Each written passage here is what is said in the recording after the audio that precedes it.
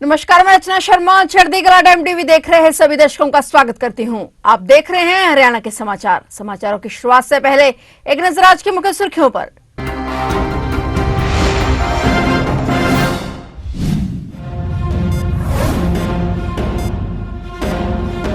महिलाओं के खातों में फिर आए 2100 रुपए। हरियाणा में 2100 रुपए की दूसरी किश्त जारी। सीएम नायब सैनी ने 7 लाख महिलाओं के खाते में डाली राशि।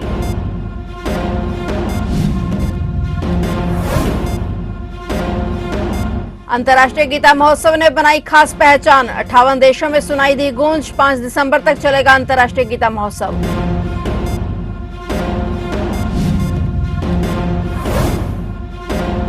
अल-फलाह यूनिवर्सिटी को लेकर बड़ा खुलासा। अल-फलाह यूनिवर्सिटी में लगते थे पाकिस्तान जिंदाबाद के नारे। अस्पताल में बनती थी नकली मरीजों की फाइलें।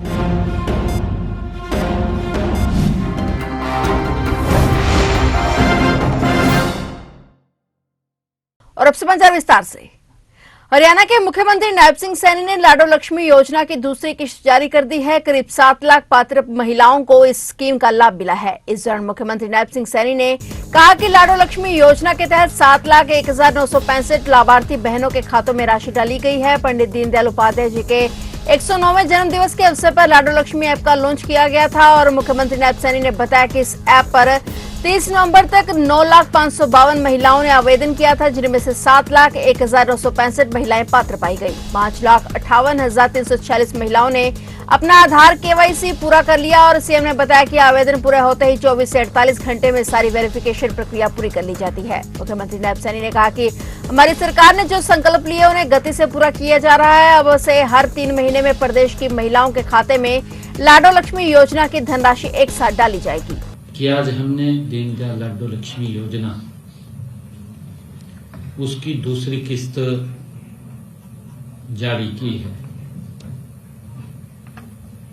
मुझे खुशी है कि इस योजना के तहत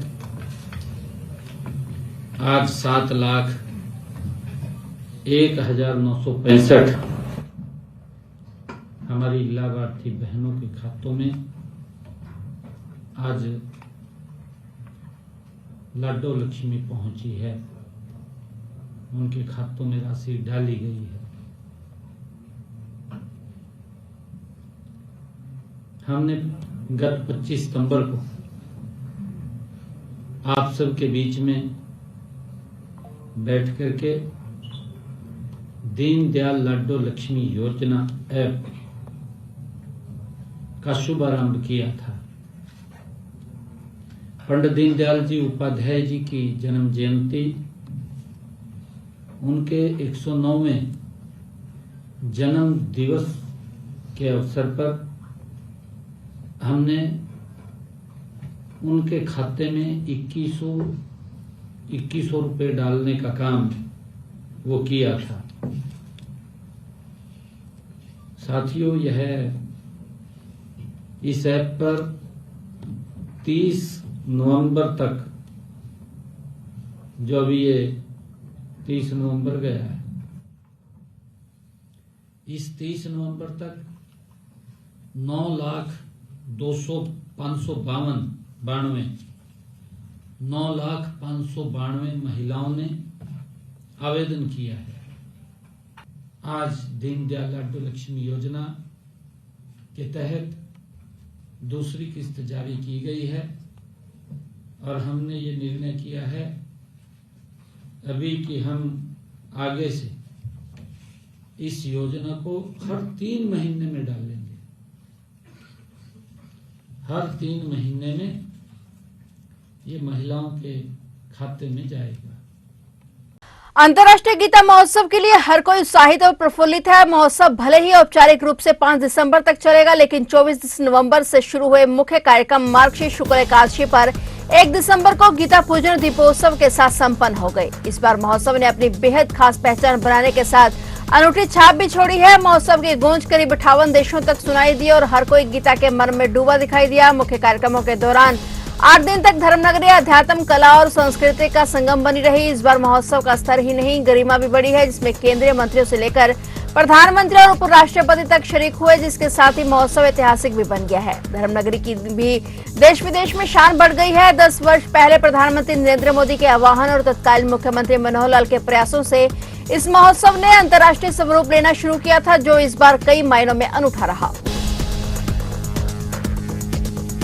हरियाणा सरकार द्वारा आगामी 25 दिसंबर को साल 2024-2025 में गुड गवर्नेंस से जुड़े शानदार इनोवेटिव काम करने वाले कर्मचारियों को गुड गवर्नेंस अवार्ड दिए जाएंगे। इसके लिए 13 दिसंबर तक आवेदन किया जा सकता है। सरकारी प्रवक्ता ने बताया कि एडमिनिस्ट्रेटिव सेक्रेटरी, विभागाध्यक्ष और आईएएस ऑफिसर को छोड़कर सभी पात्र कर्मचारी रेगुलर या कॉन्ट्रैक्ट वाले अपने अपने ऑफिस या संबंधित एडमिनिस्ट्रेटिव सेक्रेटरी के जरिए ऑनलाइन पोर्टल पर 13 दिसंबर तक अप्लाई कर सकते हैं। इनमें प्रोजेक्ट, स्कीम, प्रोग्राम का चयन किया जाएगा और नॉमिनेट किया जाएगा। उन्होंने बताया कि स्टेट फ्लैगशिप अवार्ड पोर्टल के जरिए एडमिनिस्ट्रेटिव सेक्रेटरी अवार्ड अपलोड करेंगे। हरियाणा सरकार की इस बड़ी पहल से कर्मचारियों में जोश देखने को मिल रहा है।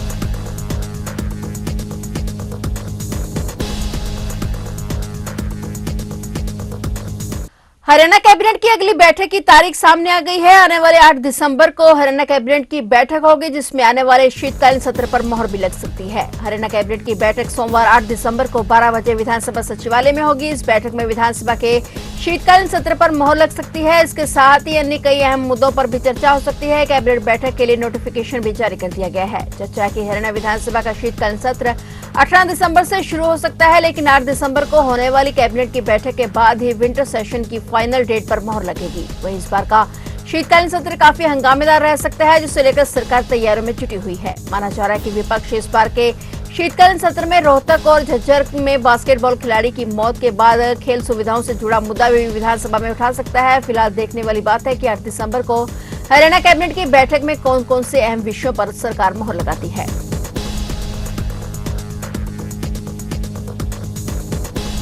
दिल्ली ब्लास्ट के आतंकी मॉड्यूल का सेंटर पॉइंट बनी फरीदाबाद की अल-फलाह यूनिवर्सिटी को लेकर यहां के एक पूर्व नर्सिंग स्टाफ ने बड़ा खुलासा किया है। कर्मचारी ने दावा किया कि यूनिवर्सिटी के मेडिकल कॉलेज अस्पताल में रोजाना 100 से लेकर 150 तक नकली मरीजों की फाइलें तैयार की जाती थी। आतंकी डॉक्टर मुजम्मिल शकील और सुसाइड बॉम्बर बने डॉक्टर उमर नबी के कहने पर ऐसा किया जाता था। जो कर्मचारी ऐसा नहीं करता था, उसके एब्सेंट मार्क कर सैलरी काट दी जाती थी। उसने बताया कि रात के समय काम करने वाले कश्मीरी मेडिकल स्टाफ और डॉक्टरी ड्यूटी पर अक्सर पाकिस्तान की तारीफ करते थे और इतने ही नहीं, कई बार हंसी मजाक में पाकिस्तान जिंदाबाद के नारे तक लगा दिए जाते थे। सूत्रों की माने तो डॉक्टर शाहीन सैयद अपने दोस्त और दिल्ली ब्लास्ट के आतंकी मॉड्यूल से डॉक्टर मुजम्मिल के साथ एनआईटी मार्केट में विस्फोटक या अन्य सामान खरीदने जाती थी और सुरक्षा एजेंसी अब दोनों के आने जाने, कौन सा सामान खरीदा, मिलने जुलने जैसी सारी जानकारी को जुटा रही है। हरियाणा को साल 2026 में नया पुलिस महानिदेशक मिलेगा। डीजीपी बनाने के लिए 5 आईपीएस अधिकारियों के नाम के पैनल को मुख्यमंत्री नायब सिंह सैनी ने मंजूरी दे दी है। सभी 5 अधिकारियों से उनके अनुभव, योग्यता और सेवा रिकॉर्ड का ब्यौरा भी मांग लिया गया है। अब सरकार इन 5 अधिकारियों का पैनल केंद्रीय गृह मंत्रालय को भेजेगा और पैनल में डीजीपी शत्रुजीत कपूर का नाम भी शामिल है। डीजीपी पद पाने के लिए शर्त है कि कम से कम 6 महीने का सेवा काल बचा होना चाहिए। सूत्रों के मुताबिक वर्तमान पुलिस महानिदेशक ओपी सिंह 31 दिसंबर को सेवानिवृत्त हो रहे हैं और राज्य सरकार ने ओपी सिंह का कार्यकाल 6 महीने बढ़ाने का प्रस्ताव केंद्र सरकार को भेजा था, लेकिन केंद्र से अनुमति न मिलने के बाद सरकार ने नए डीजीपी के लिए 5 अधिकारियों के नामों के पैनल को मंजूरी दे दी है। चीन निवासी 1990 बैच के आईपीएस अधिकारी शत्रुजीत कपूर 31 अक्टूबर 2026 को सेवानिवृत्त होंगे। वर्तमान में छुट्टी पर चल रहे हैं और सूत्रों के मुताबिक राज्य सरकार नहीं चाहती है कि आईपीएस पूर्ण कुमार का मामला दोबारा तूल पकड़े, इसलिए शत्रुजीत कपूर को केंद्र में जिम्मेदारी मिलने की अटकलें भी चल रही हैं। राष्ट्रीय राजमार्ग 44 पर घरोंडा के नजदीक आज बुधवार को सुबह दिल्ली की ओर जा रहा एक ट्रक अनियंत्रित होकर डिवाइडर फांदकर दूसरी तरफ चला गया और ट्रक सामने से करनाल की तरफ आ रही पंजाब रोडवेज की बस, कार और बाइक से टकरा गया। हादसे में 4 लोगों की मौके पर ही दर्दनाक मौत हो गई। अनियंत्रित ट्रक दूसरी लेन में वाहनों से टकराता हुआ ग्रिल तोड़कर सर्विस लेन पर भी जा पहुंचा। इस हादसे में ट्रक चालक भी गंभीर है। सूचना मिलते ही पुलिस और एनएचएआई की टीम मौके पर पहुंची। वहीं पे हादसा सुबह करीब 7:45 बजे का बताया है। हादसे में घायल 4 लोगों में से 2 को घरोंडा और 2 को करनाल पहुंचाया गया, जिन्हें डॉक्टरों ने मृत घोषित कर दिया। बाइक सवार कोहड़ निवासी संजीव और घरोंडा निवासी विशाल, कार सवार अलीगढ़ निवासी 2 अन्य युवकों की मौत हो गई। संजीव और विशाल क्रेड विभाग में कंप्यूटर ऑपरेटर थे। अन्य दोनों की अभी तक पहचान नहीं हो पाई है। पहलवान रोहित की हत्या का मामला तूल पकड़ता जा रहा है। आरोपियों की गिरफ्तारी की मांग को लेकर परिजनों ने भिवानी सदर थाना में धरना दिया और मामले की गंभीरता को देखते हुए आईजी रोहतक समरदीप सिंह थाने में पहुंचे और हत्यारों को गिरफ्तार करने के लिए परिजनों से 2 दिन का वक्त मांगा है। बता दें कि वेटलिफ्टर खिलाड़ी रोहित की भिवानी में पीट-पीटकर हत्या कर दी गई थी। रोहतक जिला निवासी रोहित अपने साथी जतिन की बहन की ननद की शादी में भिवानी के रेवाड़ी खेड़ा गांव में कन्यादान डालने आया था और यहां उसकी बारातियों से कहासुनी हुई और बात मारपीट तक पहुंच गई। पूरा मामला 27 से 28 नवंबर की रात का है और मृतक रोहित की मां ने भिवानी सदर थाना में 15 से 20 बारातियों के खिलाफ शिकायत भी दी, पर अब तक किसी भी आरोपी की गिरफ्तारी न होने से खफा परिजन आज दिन भर सदर थाने में डटे रहे। पहले भिवानी और रोहतक डीएसपी ने परिजनों को समझाया और मामले की गंभीरता देख रोहतक रेंज के आईजी समरदीप दोपहर को थाने में पहुंचे। यहां उन्होंने करीब 1.5 घंटा पुलिस अधिकारियों और परिजनों से अलग अलग मीटिंग की। 2 दिन में हत्यारों की गिरफ्तारी की आश्वासन दिया और आईजी समरदीप सिंह ने कहा कि भिवानी एसपी, डीएसपी क्राइम और थाना प्रभारी को जल्द ही आरोपी की गिरफ्तारी के निर्देश दे दिए गए हैं।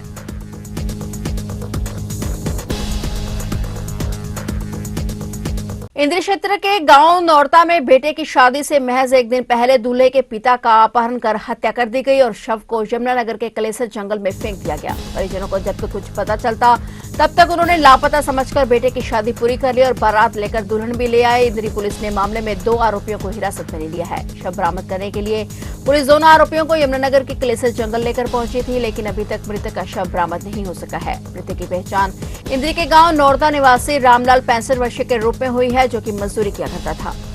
जी मैं उसके सगे मामे का लड़का हूँ, वो मेरी बुआ का लड़का है जी। वो सुबह आए जी, मोर 3 गेड़े काटे उसने 9 बजे जी। बोला आज मैं तना इंद्री का सामान दुआ कर लाऊं। बोलिया मैं नहीं जानता भाई, मैं अपने घर को के साथ जाऊँगा। वो नहीं चल तो मेरे साथ चल, मैं लाऊंगा दुआ का तना सस्ता सामान दुआऊँगा। अच्छा जी, उसने उसको पैसे जांच रखा था 1 लाख रुपया। वो बैंक में भी पीछा कराया जी, उन्होंने बैंक में देखे वो जो रामलाल के घर आड़ी रो दोनों पैसे कटवाने जा रहे थे जी। उसने बोलिया मैं भी अपने बच्चों के पैसे कटवाने रहा, जो मेरे साथ चलो घर। इन्हों जवाब दे दिया जिनको नहीं, हम तो इंद्री से बाजार में तो सामान लेकर फिर आएंगे जी। उनने वहाँ भी उनका कराया जी पीछा बहुत, भाई यहाँ उसी दिन मार दा जी वो। फिर वो घर तले कैमरों में दिख रहा जी, दूर बाहर फिरनी तक दिख रहा जी कैमरों। वो इंद्री ओड़ी लेकर गया जी, उसने इंद्री में नहीं गया जी, वो सीधा खिजराबाद के जंगल में ले जाकर उनने 2 और बुलाए जी। फिर वो मार का वहाँ जंगल में घेरा जी। किस चीज़ से मारा है? नो नहीं पता जी, उसका गल दबाया जी, या कोई डंडे था मारा या कोई सुए बाले था मारे जी। पुलिस जा रही जी, पुलिस बताएगी भाई कैसे मारा। फिलहाल हरियाणा के समाचारों में इतना ही और नए समाचारों के साथ फिर से हाजिर होंगे। तब तक के लिए देखते रहिए चढ़ती कला टाइम टीवी।